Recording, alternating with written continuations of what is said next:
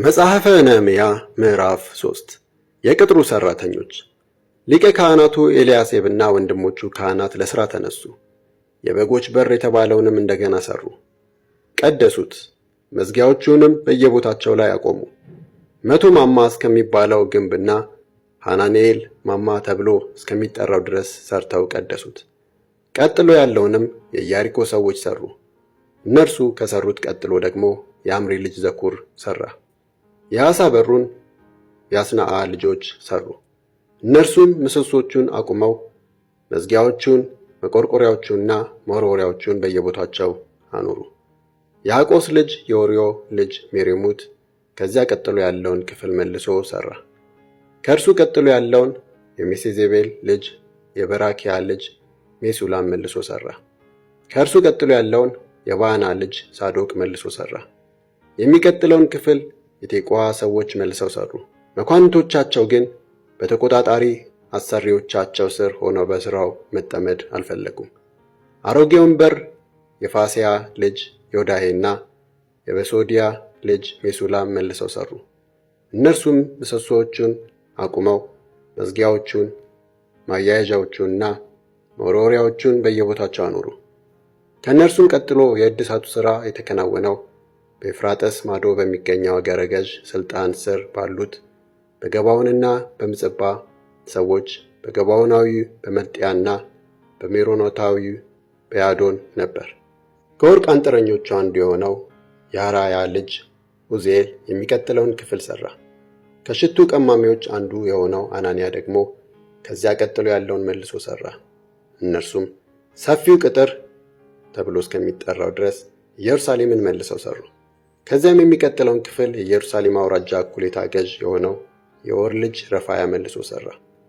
የኤርማፍ ልጅ ሂዳያ ከቤቱ ፊት ለፊት ያለውን ክፍል መልሶ ሠራ።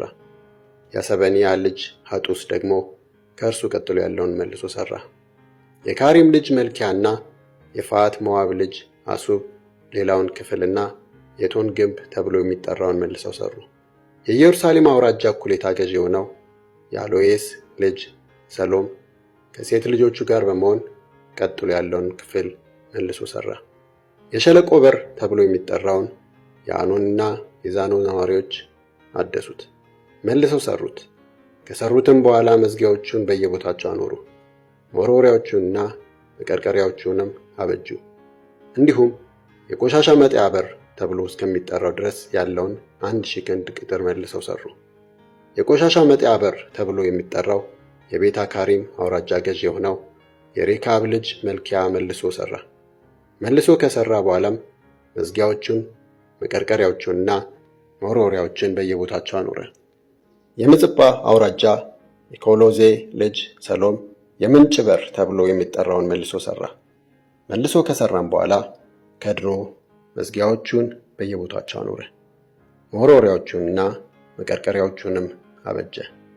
የንጉሥ አትክልት ቦታ ተብሎ በሚጠራው አጠገብ የሚገኘውን የሼላን መዋኛ ግንብም ከዳዊት ከተማ ጀምሮ ቁልቁል እስከሚወርደው ደረጃ ድረስ መልሶ ሠራ። ከእነርሱም በኋላ የቤት ጹር አውራጃ እኩሌታ ገዥ የአዝቡቅ ልጅ ነህምያ እስከ ዳዊት መቃብር ትይዩ እስከ ሰው ሠራሹ ኩሬና የጀግኖች ቤት ተብሎ እስከሚጠራው ድረስ ያለውን መልሶ ሠራ። ከእርሱ ቀጥሎ ሌዋውያኑ በባኒ ልጅ በሬሁ ስር ሆነው የእድሳት ሥራ ሠሩ። ከእርሱ ቀጥሎ የቂላ አውራጃ እኩሌታ ገዥ አሸቢያ አውራጃውን መልሶ ሠራ። ከእርሱ ቀጥሎ ያለውን ክፍል ደግሞ የሌላው የቂላ አውራጃ እኩሌታ ገዥ የንሃዳድ ልጅ በዋይና በእርሱም ስር የነበሩት የአገሩ ሰዎች መልሰው ሠሩ።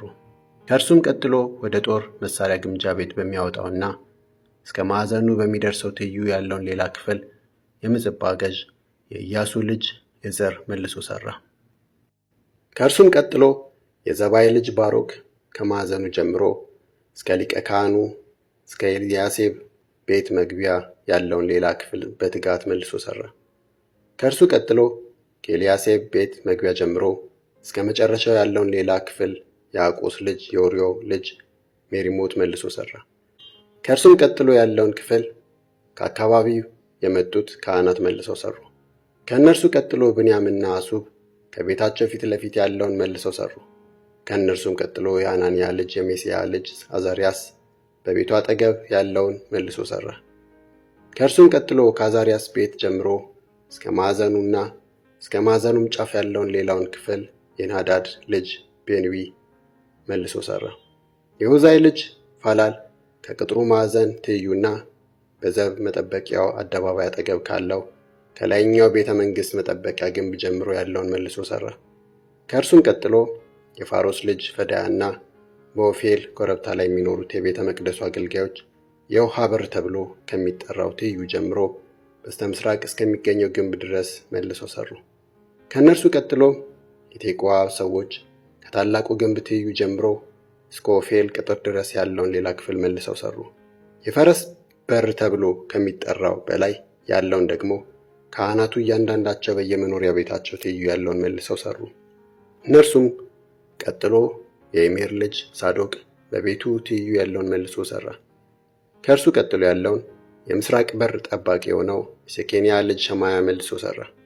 ከእርሱ ቀጥሎ ያለውን ሌላ ክፍል ደግሞ የሰሌምያ ልጅ ሐናንያና የሴሌፍ ስድስተኛ ልጅ ሃኖን መልሰው ሠሩ። ከእነርሱም ቀጥሎ የበራኪያ ልጅ ሜሱላም ከመኖሪያው ትይዩ ያለውን መልሶ ሠራ። ከእርሱ ቀጥሎ ከወርቅ አንጥረኞች አንዱ መልኪያ በመቆጣጠሪያው በር ትይዩ እስከሚገኘው እስከ ቤተ መቅደሱ አገልጋዮችና እስከ ነጋዴዎቹ ቤት እንዲሁም ከማዕዘኑ በላይ እስከሚገኘው ክፍል ያለውን መልሶ ሠራ። ከማዕዘኑ በላይ ከሚገኘው ክፍል ጀምሮ እስከ በጎች በር ያለውን ደግሞ ወርቅ አንጥረኞቹና ነጋዴዎቹ መልሰው ሠሩ።